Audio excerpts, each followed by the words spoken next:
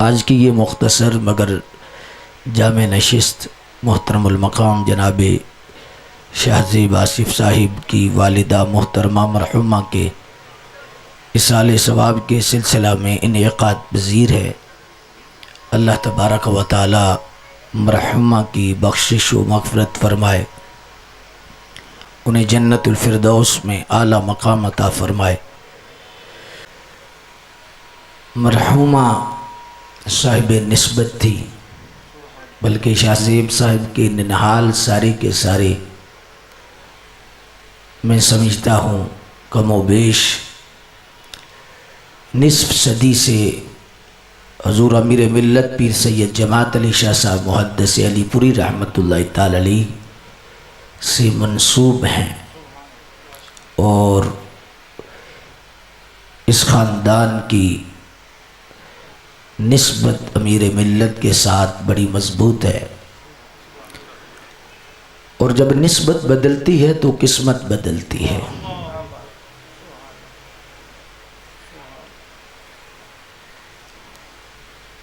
مرحومہ کی ساری زندگی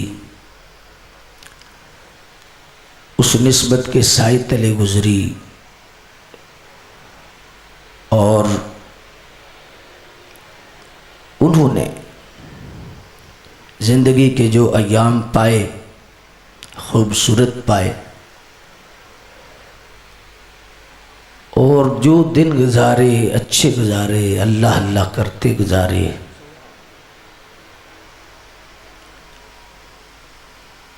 صاحب نسبت بندہ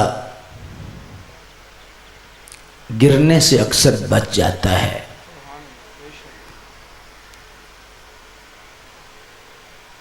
اللہ تبارک و تعالی اسے سہارا دے دیتا ہے، چونکہ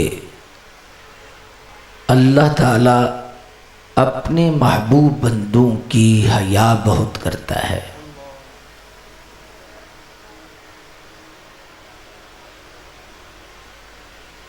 شیطان نے جب یہ اعلان کیا کہ میں سب کو گمراہ کروں گا، تو اس وقت مخلصین کو جدا کر دیا کہ مخلصین کے سوا میں سب کو گمراہ کروں گا۔ تو یہاں صوفیاء نے لکھا ہے کہ جن لوگوں پر شیطان کا بس نہیں چلتا وہ مخلص لوگ اہل اللہ ہیں۔ تو جو کسی کے ڈیرے پر چلا جائے تو اکثر جو ڈیرے والا ہوتا ہے اس کی عزت و عظمت کی وجہ سے، بے شک چور ہی چلا جائے، ڈاکو ہی چلا جائے، تو ڈیرے کی وجہ سے وہ بہت سارے معاملات سے بچ جاتا ہے، گرفتاری سے بھی بچ جاتا ہے، اور چیزوں سے بھی بچ جاتا ہے۔ یہ دنیا کا نظام ہے۔ تو اہل اللہ کے قرب میں بھی جو رہتا ہے وہ اکثر شیطان سے بچ جاتا ہے، شیطان کے حملوں سے محفوظ ہو جاتا ہے، اور اس کی چالوں سے اللہ اس بندے کو بچا لیتا ہے۔ مرحومہ کثرت سے درود شریف پڑھنے والی تھی، اور مجھے پتہ چلا کہ انہوں نے بیماری کی حالت میں ہی یہ نیت کی کہ میں 1.25 کروڑ درود پڑھوں گی، تو شروع کر دیا۔ تو انتقال سے ایک دن پہلے جب حساب کیا 1.25 لاکھ درود خضری خود پڑھا۔ یہ نسبت کی برکت ہے۔ قرآن مجید کی کثرت سے تلاوت کرنا، اذکار، اور پھر ایک چیز اور بھی ہوتی ہے کہ یہ جو نماز ہے، روزہ ہے، اذکار ہیں، یہ بہت اچھی چیز ہے، لیکن اس کے ساتھ جو اخلاق ہے، حسن سلوک ہے، ملازمین کے ساتھ، اپنے گھر والوں کے ساتھ، یہ بڑا معنی رکھتا ہے۔ ایک بندہ سارا دن تسبیح پڑھتا رہے اور اس کا اخلاق صحیح نہ ہو تو حدیث شریف کے مطابق اس کا نامہ اعمال وزنی نہیں ہوتا. عمل اس وقت وزنی ہوتا ہے جب اس کے اندر اخلاق اور کردار کا نور آتا ہے. اور یہ ایک جو اخلاق ہے یہ اصل ہے. جس ملتے وقت ویسے منہ سے مسکرانا اچھی چیز ہے، اور وقتی جو ہے وہ اظہار کرنا یہ فنکار لوگوں کا کام ہے. صاحب کردار ہمیشہ ایک رنگ میں رہتے ہیں، ان کی خلوت و جلوت میں اسی طرح کا نور رہتا ہے. یہ دکانداروں کا کام ہوتا ہے کہ جب وہ گاہک کو ڈیل کرتے ہیں تو اس وقت ان کا انداز اور ہوتا ہے، اور اسی وقت اگر وہ چیز نہ لے تو اس وقت ان کا انداز اور ہوتا ہے.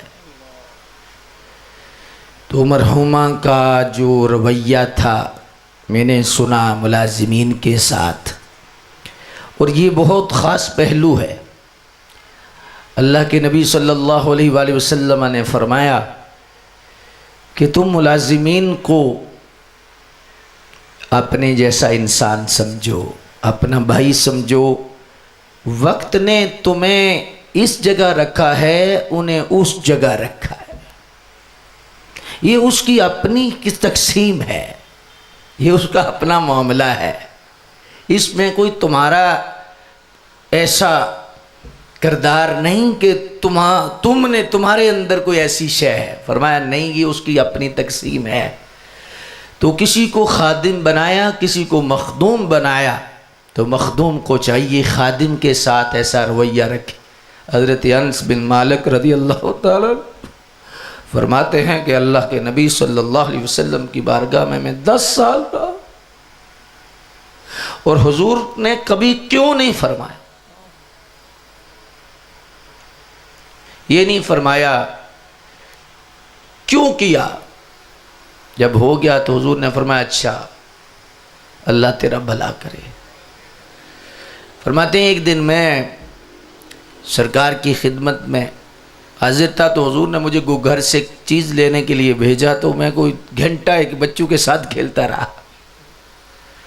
تو مجھے یاد ہی نہ رہا. تو میں نے دیکھا سرکار تشریف لائے ہیں، تو انہوں نے مجھے کندھے سے پکڑ کے فرمایا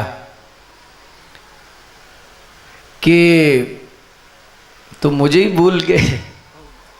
اور یہی جملہ فرمایا، بس اس کے علاوہ کوئی نہیں فرمایا. ایک عورت تھی، حدیث میں آتی ہے کہ وہ اپنے خادمین اور ملازمین کے ساتھ اس نے سلوک کرتی تھی. تو اللہ نے اسے خواب میں جنت میں گھر دکھایا. تو فرشتے نے کہا کہ یہ تیری نمازوں کی وجہ سے نہیں، اور روزوں کی وجہ سے نہیں، اور عبادت کی وجہ سے نہیں، یہ جو خاص حجرہ ہے یہ اس وجہ سے ہے کہ تو گھر میں ملازمین کے ساتھ نرمی سے پیش آتی ہے. کرخت لہجہ نہیں تیرا، یہ لہجہ جو ملازمین کے ساتھ ہے یہ اللہ کو پسند ہے. تو فرمایا اس لیے اللہ نے تجھے یہ تیرا مقام دکھایا. تو یہ بات بھی اگر بندے کے حصے میں آئے تو بہت اچھا وصف ہے، اور یہ اچھے اوصاف میں سے ہے. اللہ اکبر. تو اس لحاظ سے مرحومہ کی جو زندگی ہے، اللہ تبارک و تعالیٰ کی بارگاہ میں دعا ہے کہ مالک ان کو کروٹ کروٹ جنت نصیب فرمائے.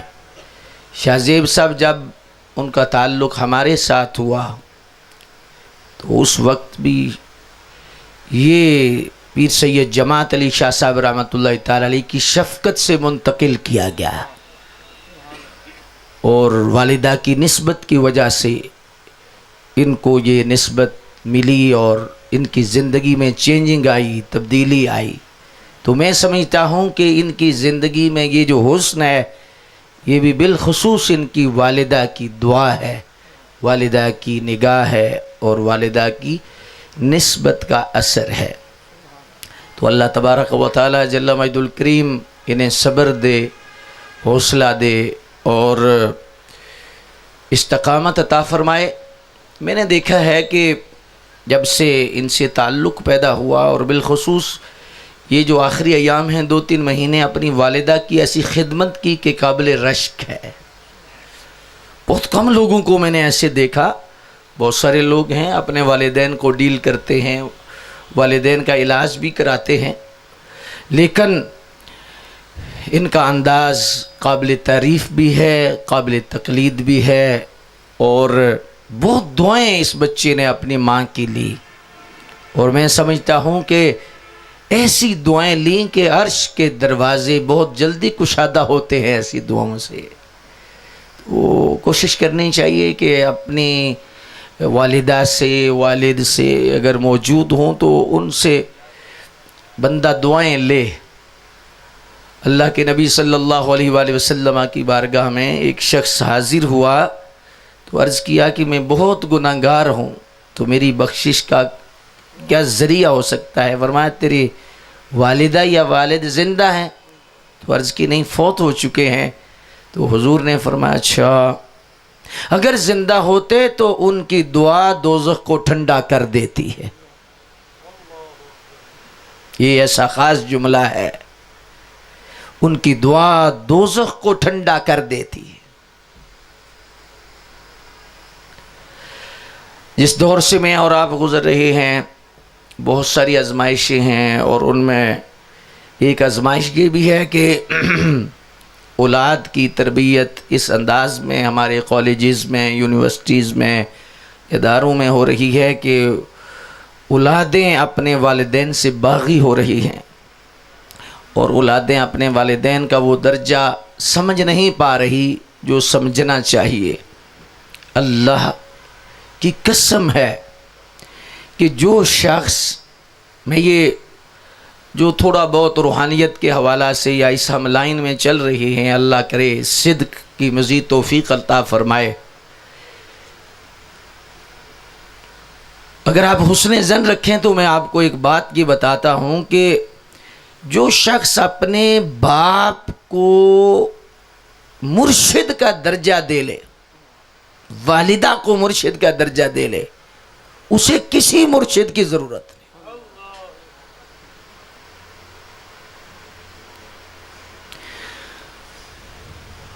روحانی طور پر جو مقامات طے کرنے ہوتے ہیں باپ کی نسبت کی وجہ سے طے ہو جاتے، والدہ کی نسبت کی برکت سے وہ طے ہو جاتے، لیکن شرط یہ ہے کہ جیسا ہم اپنے مرشد کو، استاذ کو وقت دیتے ہیں، عقیدت رکھتے ہیں، احترام کرتے ہیں اور ادب کرتے ہیں، نذرانہ دیتے ہیں، اسی طرح اپنے باپ سے پیش آئیں، اسی طرح اپنی ماں سے پیش آئیں، پھر دیکھیں کہ حضور کی شفقتیں کیسے نازل ہوتی ہیں اور کیسے نصیب ہوتی ہیں۔ ایک مثال اس دنیا میں حضور قائم کر کے گئے، اور وہ سیدنا ویس کرنی رضی اللہ تعالیٰ عنہ کی مثال ہے۔ وہ کیوں ہے کہ ظاہری زیارت کا شرف نصیب نہیں ہوا، اور پیچھے خدمت تھی والدہ کی، تو اس میں حضور اس چیز کو قائم کر کے گئے کہ جو اپنے والدین کی خدمت میں لگا رہے ہمارا قرب ضرور پالے گا، ہمارے قرب میں فرق نہیں آئے گا، بے شک ہزاروں میل دور ہوگا، وہ دور ہوگا نا، ہم تو قریب ہوں گے نا۔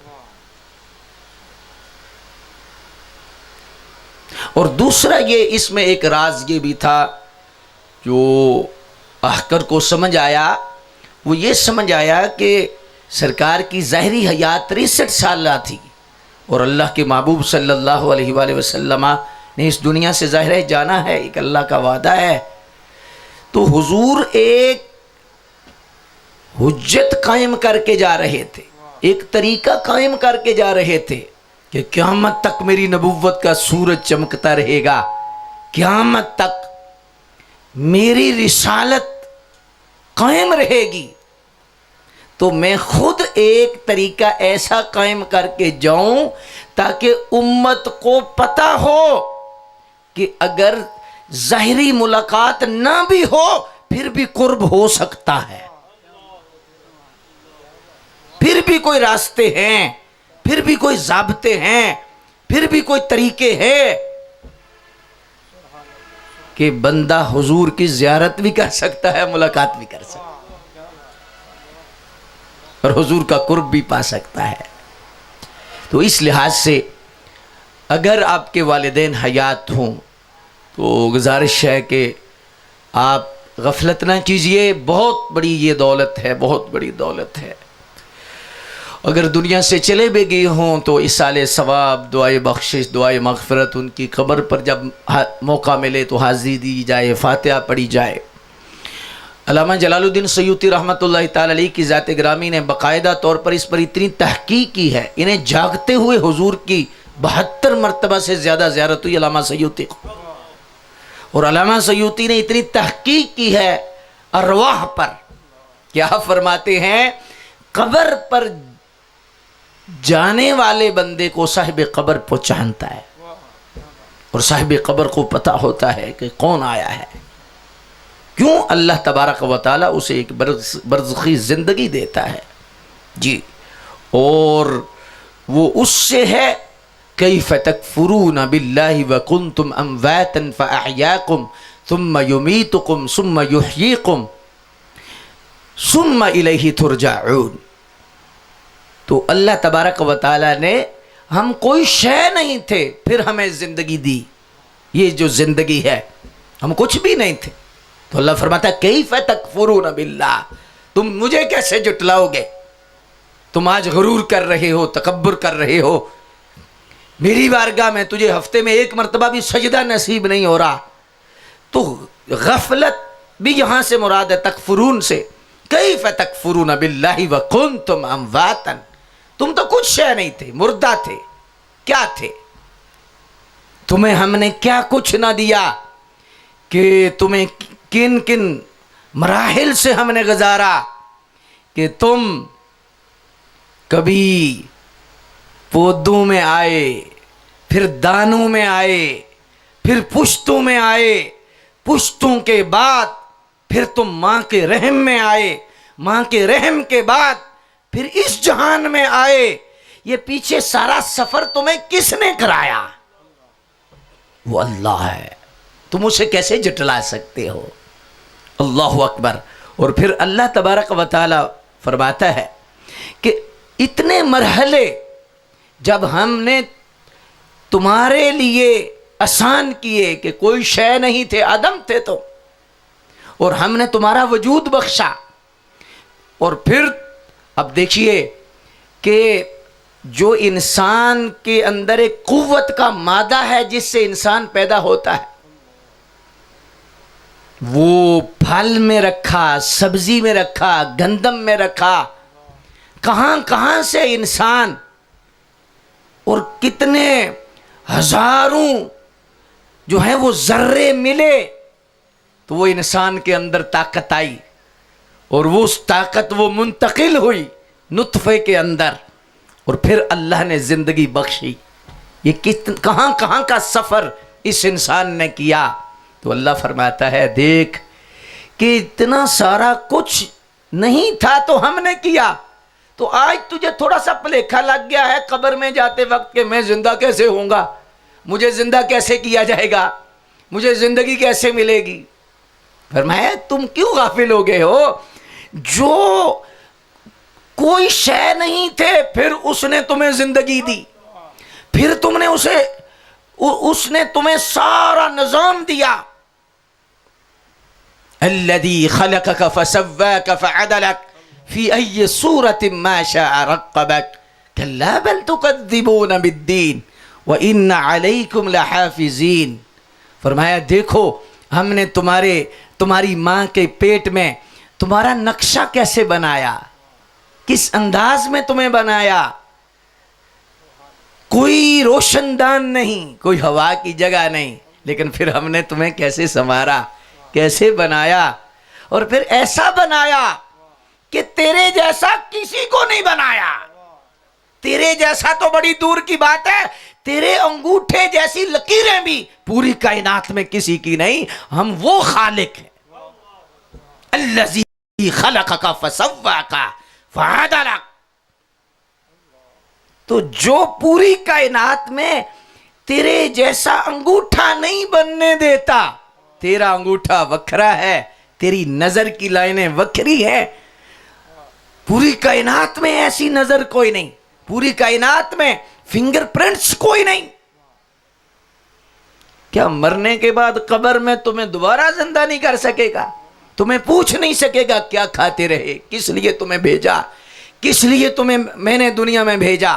تو فرمایا ہمارا قانون ہے، ہم ضرور پوچھیں گے، ہم حساب لیں گے. اور یہ ہے ایمان بالآخرت. اور حضرات ایک بات یاد رکھے کہ جس شخص کا ایمان بالآخرت جتنا مضبوط ہوگا وہ روحانی طور پر اتنا مضبوط ہوگا، وہ ڈسٹریکٹ نہیں ہو سکتا. ڈسٹریکٹ ہونے کی صرف اور صرف وجہ یہ ہے کہ ایمان بالآخرت کمزور ہے. آخرت پر جس کا ایمان ہے وہ شخص ایسے اللہ تعالیٰ اس پہ کرم کرتا ہے. تو آپ دعا میں یہ مانگا کریں کہ اللہ ہمیں آخرت پر ایمان میں پختگی دے. آج دہریت ہے، ایتھیزم ہے، اور یہ جتنے ساری بلائیں آج اتر رہی ہیں وہ ساری کی ساری جو ہے اللہ ان آزمائشوں سے محفوظ رکھے. آخرت کا جو نظریہ ہے اسے کمزور کیا جا رہا ہے اور عقلی دلائل دیے جا رہے ہیں. اور یہ آج سے نہیں ہے، قرآن مجید میں 70 جگہ پر سے زیادہ اللہ نے اس کا جواب دیا کہ جب کفار نے ایک ہڈی کو پکڑا اور ہڈی کو پکڑ کر اسے ایسے ایک دوسرے پہ مارا تو دھول نکلی، تو انہوں نے کہا قال من یحیی العظام وہی رمیم، پوچھا یہ ہڈیاں بھی ایسے دوبارہ کیسے زندہ ہوں گی کہ جب یہ مٹی میں مل چکی ہیں، اور اسلام کہتا ہے ہم تمہیں دوبارہ زندہ کریں گے، قبر میں، حشر میں، یہ سارے معاملات اگلے جہان میں ہوں گے، تو یہ کیسے ہوگا؟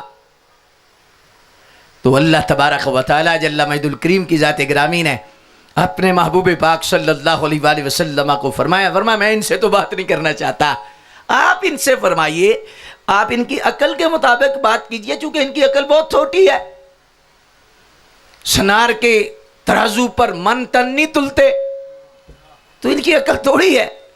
تو اس سے پوچھئے، اس انداز میں پوچھئے کہ آج جو کہہ رہا ہے کہ میں ہڈیاں کیسے زندہ ہو سکتی ہیں، قبر کی زندگی، آخرت کی زندگی کیسے ہو سکتی ہے، تو اس سے پوچھئے قل یحییھا الذی انشأ اول مرہ وهو بكل خلق علیم الذي جعل لكم من الشجر الاخضر نارا فاذا انتم منه توقدون اوليس الذي خلق السماوات والارض بقادر على ان يخلق مثلهم بلى وهو الخلاق العليم انما امره اذا اراد شيئا ان يقول له كن فيكون. فرمایا محبوب ان سے پوچھئے، آج تو جسم ہے، آج تو اتنا بڑا انسان ہے جو قبر میں گیا ہے، اور اس کے متعلق اس کا نظریہ ہے کہ کیسے زندہ ہوگا. اس سے پوچھئے قل یحییھا الذی انشأ اول مرہ، قطرے سے لوتھڑا کس نے بنایا تھا، عدم سے وجود کس نے دیا تھا، خوراک میں اسے ہم نے پھیرا، خوراک سے پھیرتا پھرتا اور زمینوں سے ہوتا ہوا زمینوں سے اٹھا اس کا جو ہے وہ خمیر، اس میں ہم نے اسے بھیجا اور اسے اس کے باپ کی پشت میں رکھا، باپ کی پشت سے ماں کے رحم میں گیا. یہ سارا سفر کس نے کرایا؟ آج یہ قبر میں آ کے کہتا ہے کیسے ہڈیاں زندہ ہوں گی؟ جس رب نے خوراک کے ذریعے، پودوں کے ذریعے باپ کی پشت سے سفر کرا کر، ماں کے رحم سے بنا کر تجھے اتنا بڑا انسان بنایا، کیا قبر میں دوبارہ تجھے زندہ نہیں کر سکتا؟ یوم نشور تجھے سمجھ نہیں آ سکتا؟ حشر کا جو معاملہ ہے کیا تیری عقل و فہم میں نہیں آ سکتا؟ آ سکتا ہے اگر تو افلا تبصرون، اگر غور کرے، تیری آنکھیں ہوں، سمجھ ہو، عقل ہو، تو پھر تجھے یہ سارا سلسلہ ہو جاتا ہے. نسقیکم مما فی بطونہ من بین فرث و دم لبنا خالصا سائغا للشاربین. دیکھ تیری ماں کے پیٹ میں ہم نے خون رکھا ہے، ماں کے پیٹ میں مختلف چیزیں ہیں، لیکن تیری ماں کی چھاتی میں 2 نہریں ہم نے جاری کی، ایک طرف گرم دودھ ہے، ایک طرف ٹھنڈا دودھ ہے. وہ دینے والی کون سی ذات ہے؟ نسقیکم مما فی بطونہ من بین فرث و دم، جن جانوروں سے تو دودھ پیتا ہے، ان جانوروں سے جب صبح دودھ لیتا ہے تھوڑا سا غور بھی نہیں کرتا کہ ایک طرف من بین فرسن، ایک طرف گوبر ہے اور ایک طرف خون ہے اور درمیان میں سفید دودھ، کون سی قدرت جاری کرتی ہے؟ وہ کون سی قدرت ہے جو سفید دودھ تمہیں دیتی ہے؟ تو جو گوبر کی بدبو نہیں آنے دیتی، خون کا رنگ نہیں آنے دیتی، سفید دودھ تمہیں صبح دیتی ہے، کیا وہ دوبارہ تمہیں زندہ نہیں کر سکتی؟ اللہ فرماتا ہے یا ایھا الانسان ما غرک بربک الکریم، تجھے کریم رب سے کس نے غافل کیا؟ مجھے اندازہ ہے کہ آج کے دور میں حب دنیا کا اتنا غلبہ ہے کہ اس طرح کی درس و بیان جو ہے اس میں بندے کا دل اکتاتا ہے، نفس سر اٹھاتا ہے، لیکن چونکہ ممبر کا تقاضا ہے کہ مرض کے مطابق دوائی دی جائے، مریض کی مرضی کو مد نظر نہ رکھا جائے، یہی امانت ہے، یہی دیانت ہے اور یہی اللہ تبارک و تعالیٰ کا حکم ہے۔ تو اس لحاظ سے ہمارے سب جندر شریف والوں سے کسی نے پوچھا کہ حضرت یہ ارشاد فرمائیے اللہ نے ان کے اندر، اہل اللہ کے اندر کیا طاقتیں رکھی ہیں کہ جب ان کا خیال آتا ہے تو خیال فوراً اللہ کی طرف منتقل ہو جاتا ہے؟ اور حضور نے بھی یہی حدیث میں یہ نشانی بیان فرمائی۔ پوچھا ولی اللہ کی کیا نشانی ہے؟ فرمایا جس کو دیکھنے سے خدا یاد آ جائے۔ دیکھنا تو بڑی دور کی بات ہے، واللہ ہم نے دیکھا ہے کہ ان کا تصور بھی خدا کی طرف بندے کا دھیان کر دیتا ہے۔ ان کے تصور میں بھی اللہ نے اتنی طاقت رکھی ہے کہ جب تصور کرتے جاؤ تمہارا خیال خدا کی طرف منتقل ہو جائے گا۔ صاحب قبر مزار شریف پر حاضری کے اعتبار سے ظاہر ہے بہت سارے لوگ مختلف نظریہ رکھتے ہیں، لیکن اہل سنت و جماعت کے نزدیک جو نظریہ ہے 1400 سال سے، اللہ اکبر، وہ یہ ہے کہ صاحب مزار کی قربت اللہ کی قربت کا سبب بنتی ہے۔ مزار پر حاضری یہ اللہ کی طرف خیال کو پختہ کرتی ہے۔ صاحب جندشی والوں سے پوچھا گیا کہ جب بندہ مزار شریف پہ حاضری دے تو صاحب مزار کی توجہ کی کیا نشانی ہے؟ تو فرمانے لگے کہ جب تم جاؤ اور تمہارا دعا میں اتنا دل لگے کہ قبر کا نقشہ بھی ہٹ جائے اور تم اور خدا آپس میں اتنے محو ہو جاؤ اللہ کی طرف، تو فرمایا جتنا اللہ کی طرف دھیان ہوگا وہ صاحب قبر کی توجہ ہوگا اثر ہوگا۔ تو یعنی اہل اللہ کا قرب جو ہے یہ اصل مقصود اللہ کا قرب ہے، اللہ تعالیٰ کی طرف بندے کا دھیان منتقل کرنا ہے اور اللہ تعالیٰ کی ذات کی طرف توجہ مبذول کرانی ہے۔ اللہ اکبر۔ صاحب رحمۃ اللہ تعالیٰ علیہ سے ایک سوال کیا گیا اور اس سوال کے جواب پر ہم گفتگو کو ہم سمیٹتے ہیں۔ پوچھا گیا کہ یہ جو زندگی ہے دنیا کی، اس میں کافر کی بھی زندگی ہے، مسلمان کی بھی زندگی ہے، تو اس میں فرق ہے۔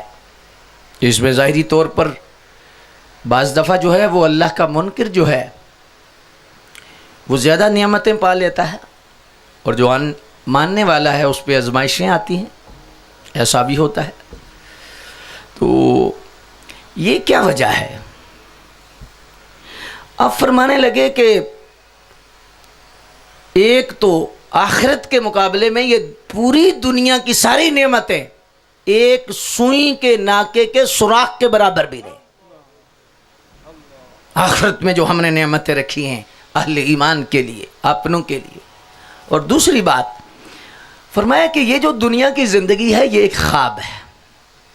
بندہ خواب دیکھتا ہے اور خواب کے اندر وہ بہت ساری چیزیں دیکھتا ہے۔ خواب ہوتے ہیں، بندہ خواب کے اندر دیکھتا ہے کہ اس کا ویزا لگ چکا ہے، یا خواب کے اندر دیکھتا ہے کہ اس کی جھولی میں بہت سارے ڈالر آ گئے ہیں، بہت ساری چیزیں آ گئی ہیں، خواب ہے۔ رات کو امیر ہو گیا ہے، بڑا خوش ہے، لیکن جب صبح اٹھا ہے تو وہی بیڈ ہے، وہی بستر ہے، وہی گھر ہے، وہی فرش ہے۔ تو ایک خواب تھا، لیکن جب حقیقت میں صبح جاگ آئی، آنکھ کھلی، تو وہ چیز نظر نہ آئی جو خواب تھی، وہ ایک خیال تھا۔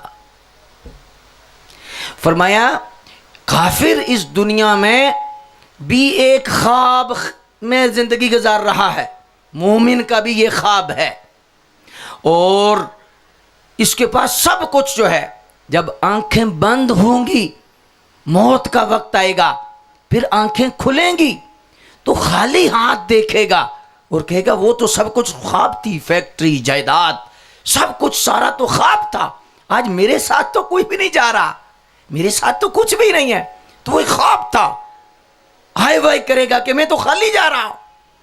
تو ایک فرمایا مومن بھی خواب دیکھتا ہے، آج پریشان ہے، مشکلات کا شکار ہے، اور بہت ساری ایسی چیزیں ہیں کہ جو اسے جو ہے پریشان کر رہی ہیں، تو وہ آہستہ آہستہ زندگی گزارتا ہے، تو جب موت کے وقت اس کی آنکھیں بند ہوتی ہیں، پھر آنکھیں کھلتی ہیں تو اللہ کی نعمتوں کی بارش ہوتی ہے، سامنے اللہ کے حبیب کا جلوہ اسے نظر آتا ہے، تو دنیا کی ساری مشکلیں اسے ایسے لگتی ہیں جیسے خواب تھا، جیسے رات کو خواب میں ڈرا تھا، صبح اٹھا شکر ہے یہ خواب ہی تھا، تو یہ ساری زندگی خواب لگے گی۔ موت کے وقت کافر کو بھی جو ہے یہ زندگی خواب لگے گی، اور مومن کو بھی خواب لگے گی، ایسا لگے گا ابھی سویا اٹھا ہوں۔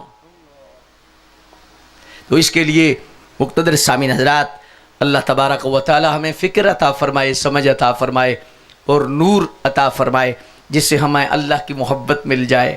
اللہ تعالیٰ کی محبت کا ایک قطرہ بھی کافی ہے، اللہ کی محبت ضرور مانگا کرو، اے اللہ ہمیں اپنی محبت عطا فرما، اپنی محبت عطا فرما، اور ہر دل کے اندر ہے، بس تھوڑی سی دھول پڑ جاتی ہے مسالہ سب کے اندر، کوئی بندہ خالی نہیں ہے، صرف ایسا کوئی بندہ ہو جو وہ دھول کو دور کرے، اور دھول کو دور کر کے تھوڑی سی ماچس کی جو ہے وہ رگڑے، تاکہ اس کے اندر عشق کی آگ پیدا ہو جائے۔ مسالہ اللہ نے سب کے اندر رکھا، کوئی بندہ خالی نہیں ہے، کوئی بندہ خالی نہیں ہے۔ آخر پر میں مرحومہ کے اصالِ ثواب کے لیے ایک عمل عرض کر دیتا ہوں۔ ہماری ماشاءاللہ جو ہے اب اتنے حضرات تشریف فرما ہیں، میری بخشش کا ذریعہ بھی بن جائے گا، آپ کی بھی، اور ہماری مائیں بہنیں بھی سن رہی ہیں، تو مرحومہ کی اصالِ ثواب کے لیے میں یہ عرض کر دیتا ہوں۔ اکثر جگہ پر میں سنگیوں کو یہ تربیت کے طور پہ عرض کرتا ہوں، اگر آپ کو بھی پسند آئے تو ضرور کیجئے۔ صاحب رحمۃ اللہ تعالی علیہ جو ہمارے تھے، ان سے پوچھا گیا کہ کوئی ایسا وظیفہ بتائیں کہ مرتے دم کلمہ یاد آ جائے۔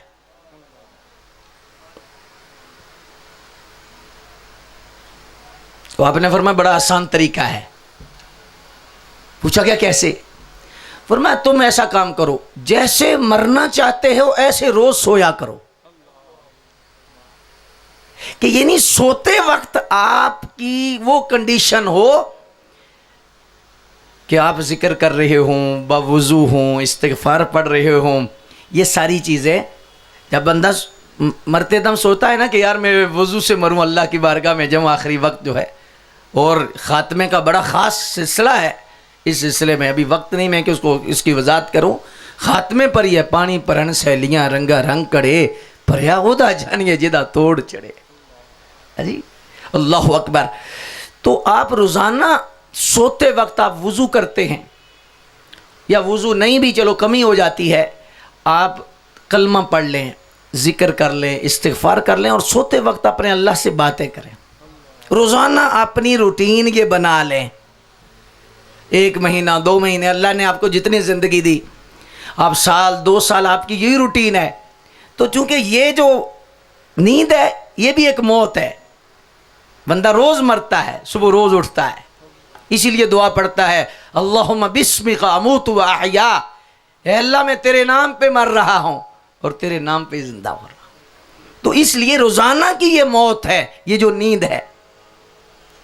تو جب حقیقت میں موت آئے گی، آخرت کے سفر کے لیے جو نیند آئے گی، اس کے لیے بھی جب روح جائے گی اس وقت تک نہیں جائے گی جب تک جو روز آپ پڑھتے ہیں نا روح سن نہ لے۔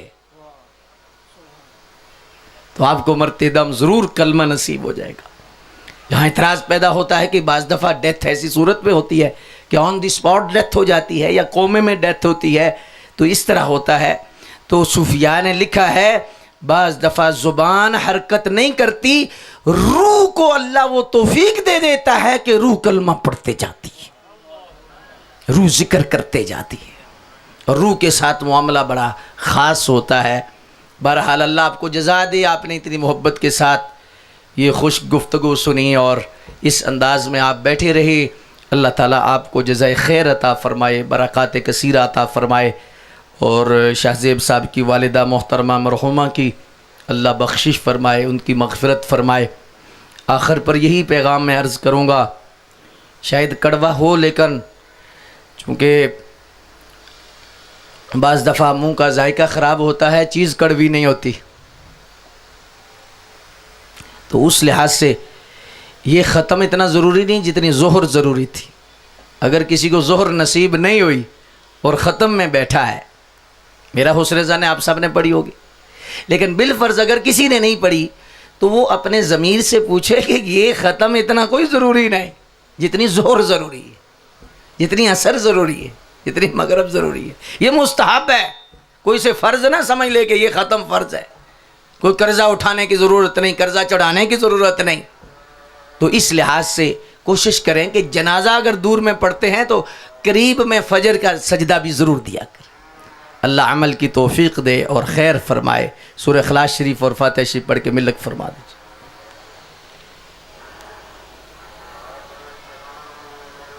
کی طرف سے بھی آپ ملک کر دیں اپنے دل میں ہی، اور آپ حضرات بھی ملک فرما دیں۔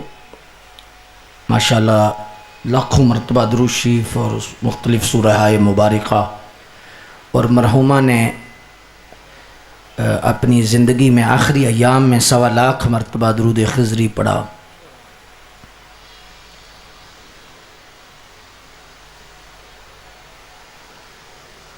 اللہم صلی علی سیدنا و مولانا محمد و آلہ و اصحابہ اجمعین۔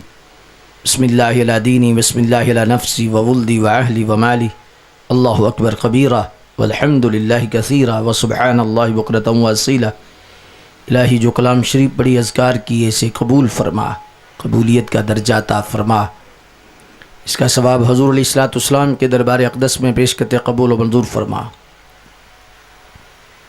ان کے توسل سے اللہ جملہ نبیین، صدیقین، شہداء، صالحین، حضور کی جمیع امت حاضرین کے متعلقین، بالخصوص شاہ زیب بھائی کے والد گرامی کی روح کو پیش کرتے قبول و منظور فرما، کہ دادا جان، دادی جان اور خاندان کے جملہ لوگ، اور خصوصاً بالخصوص اس کا ثواب ان کی والدہ محترمہ مرحومہ کی روح کو پیش کرتے قبول و منظور فرما۔ اللہ ان کی بخشش فرما دے، ان کی مغفرت فرما، انہیں جنت الفردوس میں اعلیٰ مقام عطا فرما۔ بہت نیک گوائیاں ہیں ان کے لیے، اللہ یہ اچھی گوائیاں ان کے حق میں قبول فرما دے، اچھی گلائیاں ان کے حق میں قبول فرما دے، ان کی قبر کو تا حد نگاہ وسیع اور کشادہ فرما، ان کے ساتھ معاملہ کرم والا فرما، فضل والا فرما،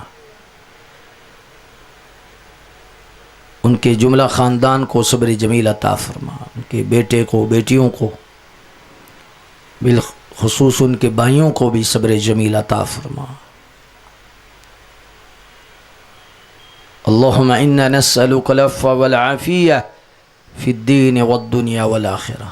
یا اللہ جتنے لوگ اپنا وقت نکال کر یہاں دعا میں تشریف لائے، سب کو جزائے خیر عطا فرما، سب کو جزائے خیر عطا فرما، سب کے لیے آسانیاں پیدا فرما، دین و دنیا میں آسانیاں تھا، وطن پر جو اندھیرے ہیں اللہ کو اسباب پیدا فرما کہ صبح کی طرح روشنی ہو جائے۔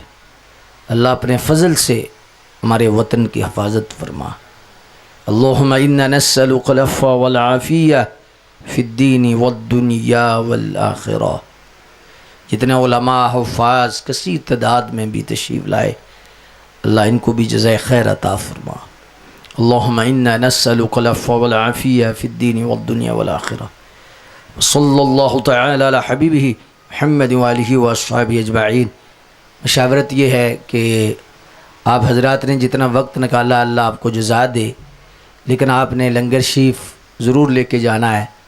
یہ شاہ زیب صاحب کی خواہش ہے کہ آپ چاہے ایک لقمہ ہی لیں، ضرور لیں، لیکن پہلے ہم سجدہ دے لیتے ہیں، سامنے مسجد میں نماز کا اہتمام ہے، اور پھر آپ کے لیے لنگر کا جو اہتمام ہے۔ اللہ پاک آپ کی حاضری قبول فرمائے۔ جزاک اللہ خیر۔